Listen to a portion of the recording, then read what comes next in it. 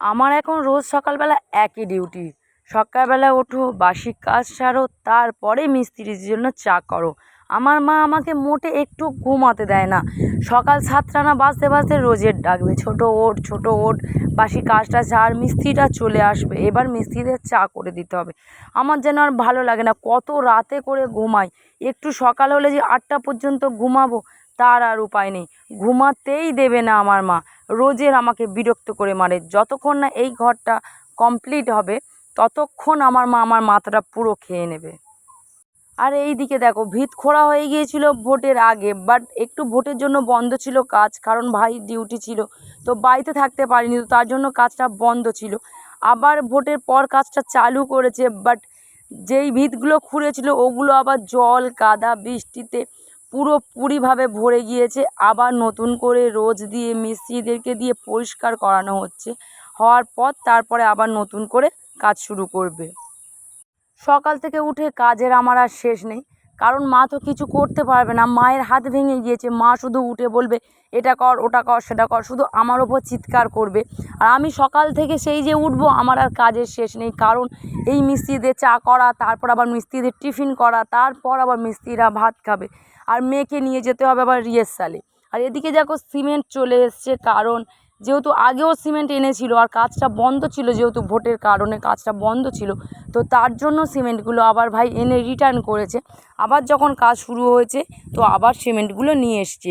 আর এদিকে দেখো, গোটা আমার ঘর পুরো ধুলোই ধুলো করে দিয়েছে। আমার আর ভাল লাগে না, সারা দিনটা যেদিকে না দেখবো সেদিকে আমার আমার ভাল লাগছে না। মায়ের যদি না হাতটা ভাঙতো তবুও আমি এতটা কাজ আমাকে করতে হতো না, বা এতটা চাপ আমার মধ্যে থাকতো না। যেহেতু মায়ের হাত ভেঙে গিয়েছে তো সমস্ত চাপ আমার ওপরে পড়েছে। আমার মাঝে মাঝে মনে হয় আমি যে পারবো না, যে শান্তি মনে একটু 8টা পর্যন্ত ঘুমাবো, সেটাও আমার মা ঘুমাতে দেবে না। প্রত্যেকটা দিন এটা কর সেটা কর, আমার আর ভাল লাগে না। এদিকে মেয়ের প্রোগ্রাম রয়েছে বলে রিহার্সাল রয়েছে, আমাকে আবার কাজ বাজ সেরে আবার রেখে দিয়ে মেয়েকে 11টার সময় নিয়ে বেরিয়ে যাব মেয়েকে, কারণ এরপর আবার বাড়িতে এসে আবার কাজের শেষ নেই, কারণ মিস্ত্রিদের আবার এসে ভাত দিতে হবে। রান্নাবান্নাগুলো কমপ্লিট করে রেখে দিয়ে চলে যাব, বাট এসে আমি মিস্ত্রিদের ভাত দেবো, ততক্ষণে আমি চলে আসব। ভাইয়ের ঘরটা যতদিন না কমপ্লিট হবে ততদিন আমার কাজের শেষ নেই। আজ 5-6 মাস হয়ে গেল, মায়ের হাত তো সারেইনি। মার এমন এক জায়গা থেকে ভেঙে গিয়েছে, তো ওখান থেকে সারছেই না।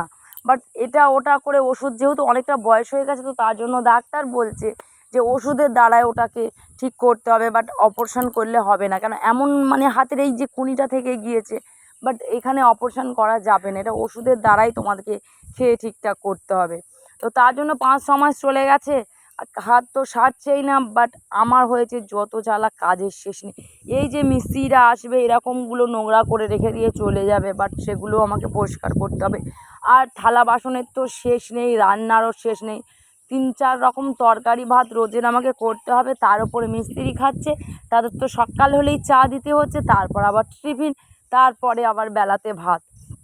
আমি একা যেন নাজেহাল হয়ে যাচ্ছি। মা যদি একটু ভালো থাকতো, কুর্নোগুলো যদি বসে বসে কেটে দিত, বাট আমি গিয়ে রান্না করতাম, কিন্তু তা তো আর না, আমাকে সমস্ত একা হাতেই সামলাতে হবে। আর তার সাথে আমার মেয়ে, তারও প্রোগ্রাম পড়েছে, মাথা আমার পাগল হয়ে গেল।